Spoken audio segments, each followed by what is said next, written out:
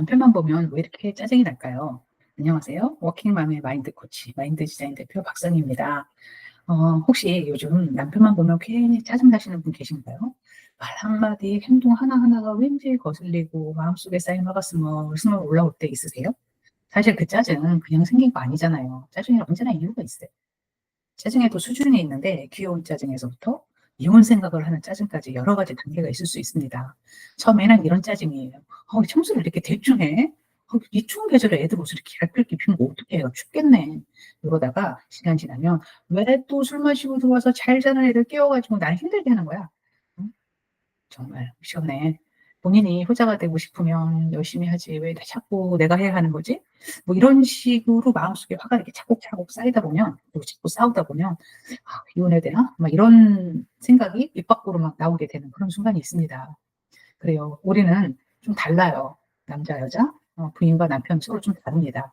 왜 다르냐? 첫째는 우리는 타고난 성격이 달라요. 요새는 MBTI로 성격을 구분하기도 하지만 다른 부모에게서 DNA를 받아서 살아온 두 사람이 성격이 다르고 라이프 스타일이 다른 것은 너무나 당연합니다.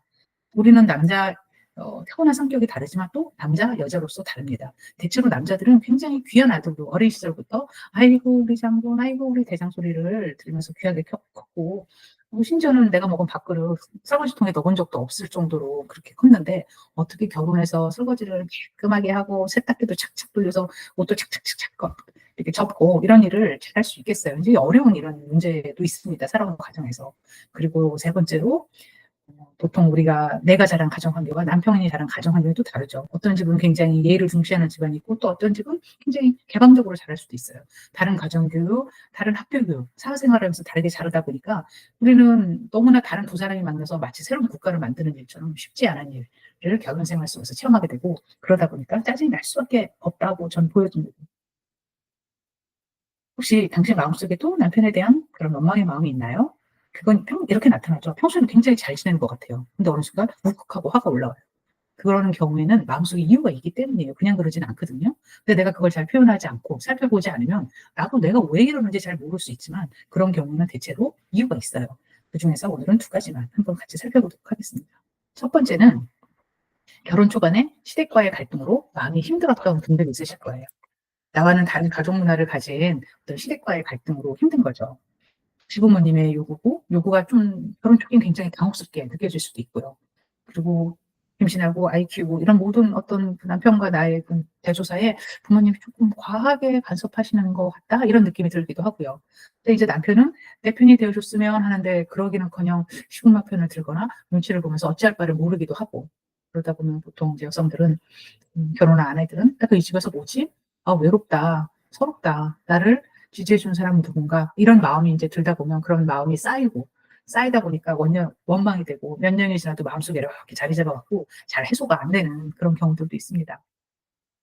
그래서 첫 번째는 결혼해서 초기 2-3 년간에 많이 나타나는 증상인데요. 남편과의 관계, 특히 시댁, 시부모님과의 관계가 건강하게 이렇게 재구성되지 못하면서 쌓인 어떤 원망의 마음들이 마음속에 남아 있을 수 있다라는 것이 첫 번째고요. 두 번째는 육아와 가사 분담을 둘러싼 갈등이 있을 수 있어요, 남편과 함께. 나는 결제 활동도 하고 나도 일하잖아요.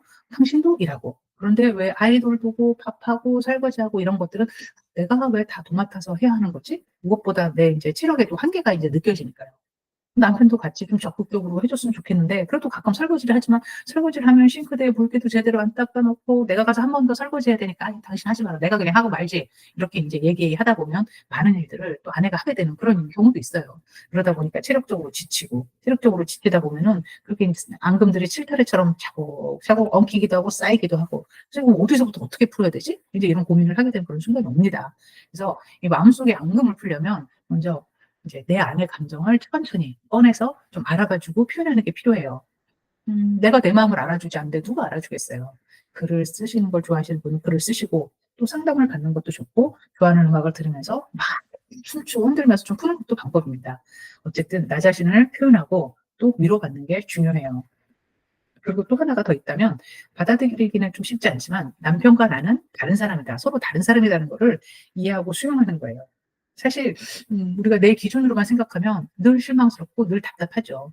근데 지금 이 순간에도 만약 너무 답답하고 힘들다면 이해하고 받아들이기 어렵다면 먼저 내 마음을 먼저 알아주는 게 필요합니다. 그래서 하나씩 하나씩 꼬인 실타래를 이렇게 풀어가다 보면 '아 내가 그때 그래서 그랬구나. 아 남편이 그래서 그런 말을 했구나. 아 남편이 이런 가정 환경에서 자라서 이런 태도를 보이는구나.' 요렇게 인제 쪼끔씩 문제가 이해가 되고 해결되는 그런 순간들이 올 수 있습니다. 그래서 이럴 때 혼자 참지 마시고 지금 그런 마음이 든다면 지금 이 순간이 내 마음을 돌볼 때입니다. 남편에게든 누구에게든 말 못하고 혼자 삼키기 어려운 감정이 있다면 아래 더보기란을 보시고 문을 두드려 주세요. 지금 이 마음 그대로 오셔도 괜찮습니다. 감사합니다.